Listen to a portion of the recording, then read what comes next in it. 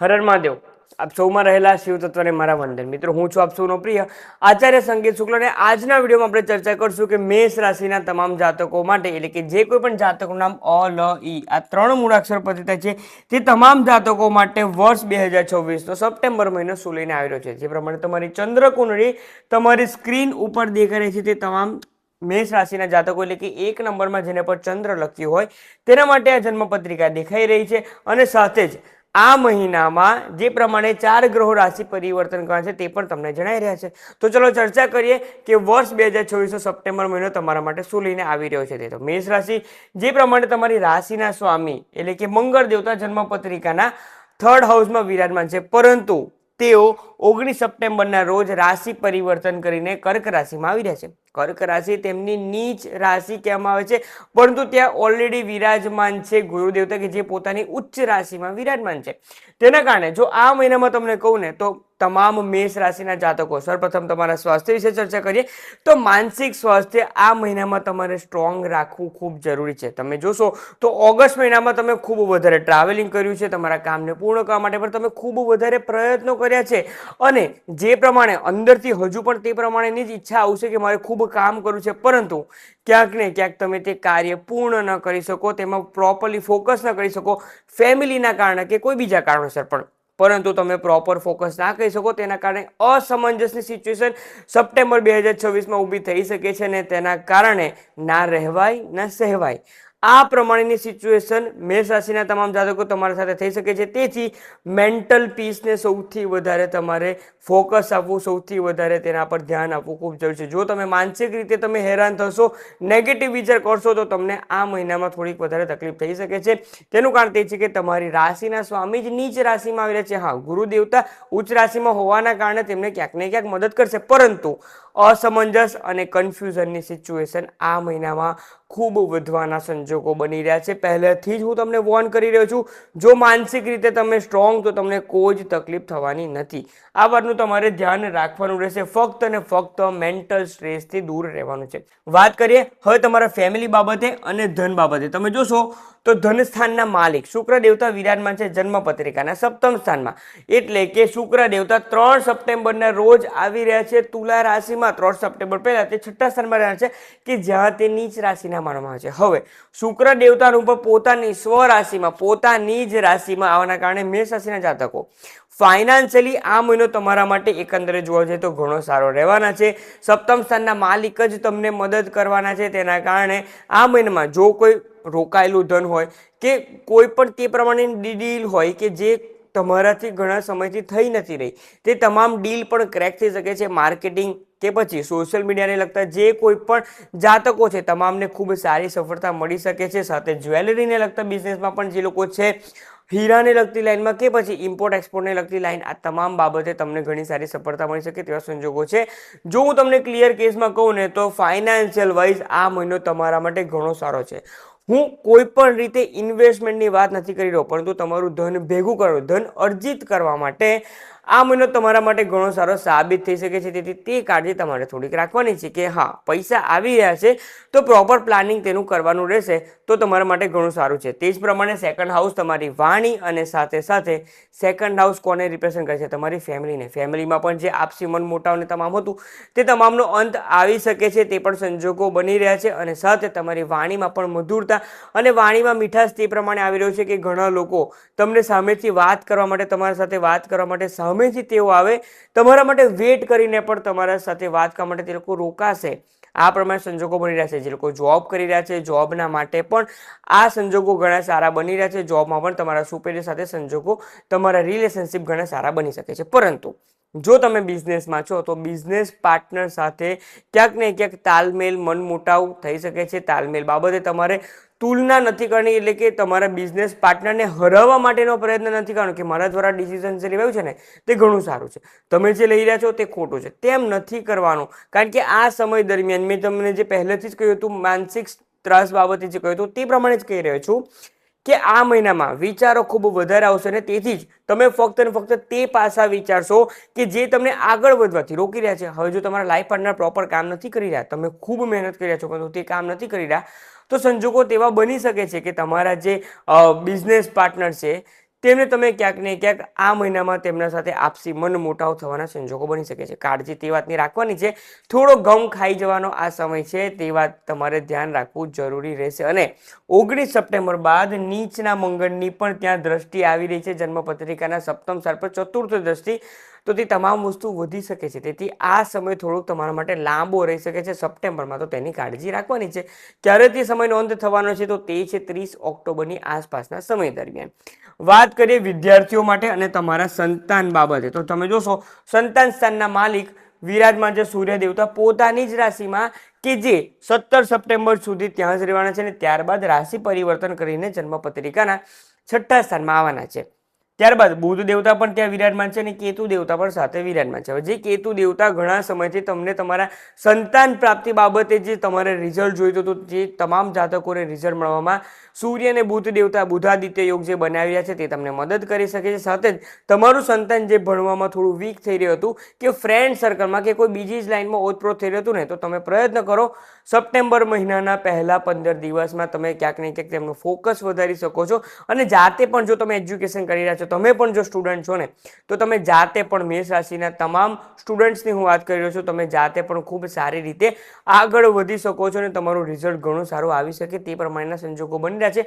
તમે બીજા લોકોથી આગળ વધી શકો છો. તેનું કારણ તે છે કે 17 સપ્ટેમ્બર બાદ જે સૂર્ય દેવતા જન્મપત્રિકાના 6ઠ્ઠા સ્થાનમાં આવશે ને, 6ઠ્ઠું સ્થાન સૂર્ય દેવતા 6ઠ્ઠા સ્થાનમાં શત્રુ હંતા માનવામાં આવે છે બૃહસ્પતિ હોરાશાસ્ત્રના આધારે, અને તેના આધારે તમે તમારા શત્રુઓ પર વિજય માંડી શકો છો. શત્રુઓ ફક્ત ને ફક્ત એક દુશ્મન એટલે કે કોઈ ફિઝિકલ બોડી જ હોય તેમ નથી હોતું. આપણા શરીરમાં પણ ઘણા શત્રુઓ રહેલા છે. આળસ પણ એક ખૂબ મોટો શત્રુ છે. 17 સપ્ટેમ્બર બાદ તમે તે તમારા શત્રુ પર પણ વિજય પ્રાપ્ત કરી શકશો. તમને જો હેલ્થની તકલીફ છે તો તે હેલ્થની તકલીફ પણ તમે દૂર કરી શકશો. તેટલા માટે જ કહું છું 17 સપ્ટેમ્બર બાદ તમારે તમારું એક નવું વર્ઝન ઊભું કરવા માટેનો એક ચાન્સ તમને મેષ રાશિના જાતકો મળવાનો છે. જે કંઈ પણ નેગેટિવ પાસા કહું છું ને, તે તમામ પર 17 સપ્ટેમ્બર બાદ તમારે ચેન્જ કરવાની શરૂઆત કરી દેવી જોઈએ, તો તમારા માટે તે ઘણું સારું રહેશે. વાત કરીએ તમારા લગ્ન જીવન બાબતે. હવે તમે જોશો તો લગ્ન જીવન બાબતે શુક્ર દેવતા જન્મપત્રિકાના સપ્તમ સ્થાનમાં બિઝનેસ પાર્ટનર સાથે ક્યાંક ને ક્યાંક આ તાલમેલ યોગ્ય નથી, પરંતુ તમારા લાઈફ પાર્ટનર માટે આ સમય ઘણો સારો છે. લાઈફ પાર્ટનરના માન સન્માનમાં વધારો થઈ શકે છે. લાઈફ પાર્ટનર જીવનમાં જે કંઈ પણ હાંસલ કરવા માંગતા હતા તેમાં તે હાંસલ કરી શકે છે. ને સૌથી વધારે મહત્વપૂર્ણ, તમને તેમનો સાથ મળી શકે છે અને તેમને પણ તમારો સાથની જરૂરત હતી તે તમે સામેથી આપી રહ્યા છો. પરંતુ તમને પણ જે આગળ વધવામાં જે નાની બે મોટી વાત જે પણ એ કહેતા હતા ને, તેના કારણે તમારા જીવનમાં પણ ચેન્જ આવી શકે છે. તેથી જો તમને કોઈ વાતે ટોકે તો તેને પોઝિટિવલી તમે ઇમ્પેક્ટ કરશો અને તેને ગ્રહણ કરશો, તો તમારા માટે તે ઘણું સારું છે. તેથી લાઈફ પાર્ટનરને પહેલેથી સમજાવી દો કે તમને જ્યાં લાગતું હોય કે હું પાછળ પડી રહ્યો છું કે પડી રહી છું, તમારે મારું ધ્યાન દોરવું ખૂબ જરૂરી છે સપ્ટેમ્બર 2026માં. આ તો ધ્યાન રાખવાનું છે. વચ્ચે બીજી એક વાત કહ્યું કે મિત્રો ગુરુ દેવતા જન્મપત્રિકાના 4થ સ્થાનમાં છે. હવે તે બંગલા, ગાડી અને તમારી જે કંઈ પણ જે ભૌતિક સુખ સુવિધાઓ છે તેને લગતું સ્થાન છે. હવે ગુરુ દેવતા ત્યાં વિરાજમાન છે, ઉચ્ચ રાશિના છે, અને જમીનના માલિક એટલે કે જમીનના કારકત્વ તેવા મંગળ દેવતા પર ત્યાં વિરાજે છે. ભલે તે નીચ અવસ્થામાં છે, ગુરુ દેવતા ઉચ્ચ છે, તે ખૂબ સ્ટ્રોંગ અવસ્થામાં છે. તેથી હું તમને તે જ કહીશ કે આ મહિના દરમિયાન સપ્ટેમ્બર 2026માં જો કોઈ જમીનની લેવડ દેવડ બાબતે કંઈ તકલીફ હતી તો તેને તમારે સોર્ટ આઉટ કરવી જરૂર છે. તમને તે ક્યાંક ને ક્યાંક મંગળ દેવતા અને ગુરુ દેવતા બંને તમને તેના બાબતે તમને સફળતા અપાઈ શકે છે. રોકાયેલું કોઈ પણ જૂની પણ વંશ પરંપરાગતની પણ મિલકતની કંઈ તકલીફ હતી ને, એકવાર ઇનિશિયેટ કરી દો, તેનું તમને ઘણું સારું રિઝલ્ટ મળી શકે છે. સાથે જ મંગળ દેવતા જે જન્મપત્રિકાના અષ્ટમ સ્થાનના માલિક છે તે પણ આવી રહ્યા છે 19 સપ્ટેમ્બર બાદ ચતુર્થ સ્થાનમાં, અને તે પહેલા આવી રહ્યા છે મંગળ દેવતા જન્મપત્રિકાના તૃતીય સ્થાનમાં. તો ત્યાં વિરાજમાન જ છે કે જે ટ્રાવેલિંગનું સ્થાન છે. હું તમને તે જ કહીશ, અષ્ટમ સ્થાનના માલિક એટલે કે મંગળ દેવતાનું જ વાહન વ્યવહાર અને ટ્રાવેલિંગના સ્થાનમાં આવવાના કારણે 19 સપ્ટેમ્બર સુધી વાહન વ્યવહાર પર કાળજી રાખવાની જ છે. લાસ્ટ મહિનામાં પણ મેં તમને આ વાતની જાણ કરી હતી, તેથી તમારે હજુ પણ 19 સપ્ટેમ્બર સુધી તે વાતનું ધ્યાન રાખવાનું છે. વાત કરીએ તમારા ભાગ્ય બાબતે. કોણ છે ભાગ્યસ્થાનના માલિક? ગુરુ દેવતા. ગુરુ દેવતા ઉચ્ચ અવસ્થામાં છે અને તે ચતુર્થ સ્થાનમાં છે. ભાગ્યનો સાથ તમને મળવાનો છે. ટચવુડ સાબિત થઈ શકે છે. એટલે કે જે સ્ટાર્ટિંગમાં માનસિક ત્રાસ, મેન્ટલ સ્ટ્રેસની વાત કરી હતી ને, તે દૂર થઈ શકે છે ગુરુ દેવતાની મદદના કારણે. એટલે કે અચાનક જ કોઈ કામ તમને લાગી રહ્યું છે કે તમારા હાથમાં જઈ રહ્યું છે, અને અચાનક જ તમારા એક નાના એફર્ટના કારણે કે એક કોલના કારણે કે એક રેફરન્સના કારણે તમને તે કામ મળી શકે છે. તે સેમ વેમાં હું પણ કહેવા માંગી રહ્યો છું તમને તમારા કરિયરના બાબતે પણ કહેવા માંગ્યો છું. તેથી તમને તમારા ભાગ્યનો સાથ મળી શકે છે. હવે સૌથી વધારે મોસ્ટ ઇમ્પોર્ટન્ટ, મકર રાશિના માલિક, કરિયરના સ્થાનના માલિક શનિ દેવતા વિરાજમાન છે જન્મ પત્રિકાના 12મા સ્થાનમાં, અને તે પણ વક્રી અવસ્થામાં છે.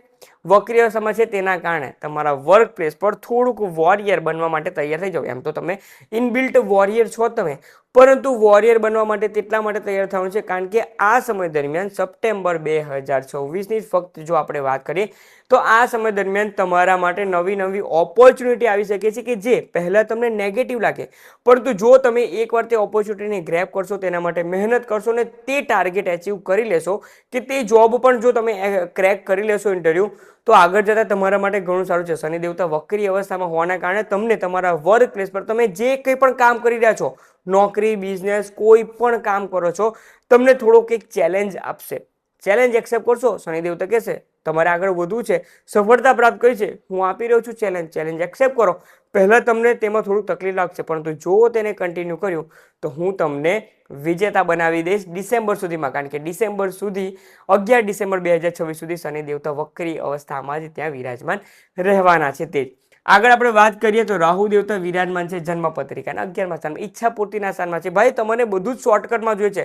તમે પણ જાણો છો ને કે શનિદેવની 7.5 ચાલી રહી છે, ઘણું ડિલે થવાનું છે. તો પછી શા માટે તમારે રાતોરાત કરોડોપતિ કે રાતોરાત કોઈ પણ રિઝલ્ટ જોઈએ છે? થોડુંક તમારે ઉતાવળ નથી કરવાની, કાળજી રાખવાની છે. જો સંયમ રાખશો અને વાણી પર સરસ્વતીનો વિરાજમાન કરાવશો ને તો રાહુ દેવતા તમને તકલીફ નહીં પહોંચાડે.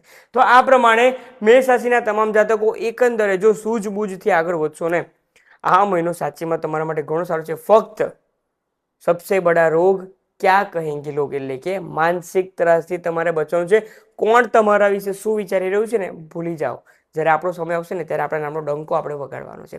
આપણે આગળ વાત કરીએ તમારે કયા પ્રકારની રેમેડી કરવાની છે. મિત્રો, રેમેડી કરતા હોવ તો તે પહેલાં હું તમને કહેવા માગું છું કે જો તમને માહિતી પસંદ આવી હોય તો આચાર્ય સંકેત શુક્લ યુટ્યુબ ચેનલને જરૂરથી તમારે સબસ્ક્રાઇબ કરવી જોઈએ, કે જેમાં રેગ્યુલરલી આ પ્રમાણેના એસ્ટ્રોલોજી, ન્યુમેરોલોજી, વાસ્તુશાસ્ત્ર તમામને લગતા જે કોઈ પણ વિડીયો છે તે હું અપડેટ કરતો રહેતો હોઉં છું. સાથે ઘણા કોર્સિસ અવેલેબલ છે. તમારી રાશિના વિશે તમને જે જન્મ મળ્યો છે તેના લગતા ઘણા બધા વિડીયો છે કે જે હજારોની સંખ્યામાં લોકો વિડીયો જોઈ ચૂક્યા છે. તમે સ્ક્રીન ઉપર જોઈ શકો છો. તેથી ફક્ત કરવાનું છે શું?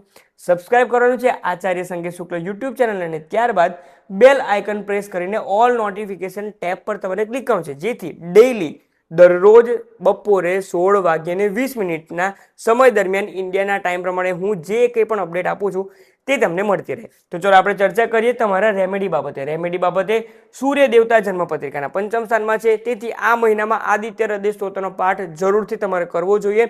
સવારે આદિત્ય હૃદય સ્તોત્રનો પાઠ અને સાંજે સંધ્યાકાળના સમયે એકવાર હનુમાન ચાલીસા તમારે અવશ્ય કરવાની છે. તમે દેશમાં છો કે વિદેશમાં છો, અવશ્ય તમારે ઉપાય કરવાનો છે. ત્યારબાદ મહાદેવનો જો ઉપાય આપું તો દરરોજ સવારે 1 લોટામાં સ્વચ્છ જળ લો. તેમાં તાંબાના લોટામાં, કારણ કે સૂર્ય દેવતાની વાત કરી રહ્યા હતા, તાંબાના લોટામાં સ્વચ્છ જળ લો. તેમાં થોડા ચોખા, ઘઉં અને પીળી સરસવ ભેગા કરો. મંદિરે જાઓ અને મહાદેવ પ્રવેશ કરો. જો તમે વિદેશમાં છો, નજીકમાં કોઈ મંદિર નથી, તો પોતાના ઘરમાં જ જે મહાદેવનું શિવલિંગ છે તેના પર તમે જલાભિષેક કરી શકો છો. અને ત્યારબાદ પ્રાર્થના તે જ કરવી છે કે ફક્ત અને ફક્ત મારું મનોબળ મજબૂત બને અને મારા સેલ્ફ કોન્ફિડન્સમાં વધારો થાય. ત્યારબાદ જુઓ કે એક સાધારણ ઉપાય પણ, મહાદેવનો ઉપાય, આદિત્ય હૃદય સ્તોત્ર અને સાથે સાથે હનુમાન ચાલીસા સંધ્યાકાળના સમય દરમિયાન, જો તમારા જીવનમાં કયા પ્રમાણે બદલાવ લાવે છે તે. તો જો માહિતી પસંદ આવી હોય તો ચેનલને સબસ્ક્રાઇબ કરો. વધારેમાં વધારે ફ્રેન્ડ્સ અને ફેમિલી ગ્રુપના તમામ મેષ રાશિના જાતકોને માહિતી શેર કરો અને તેમને કહો કે થોડું થોભી જાઓ. ઉતાવળ નથી કરવાની, પરંતુ સફળતા ખૂબ નજીક છે. આપ સૌમાં રહેલા શિવ તત્વને મારા વંદન. ઓમ નમઃ શિવાય.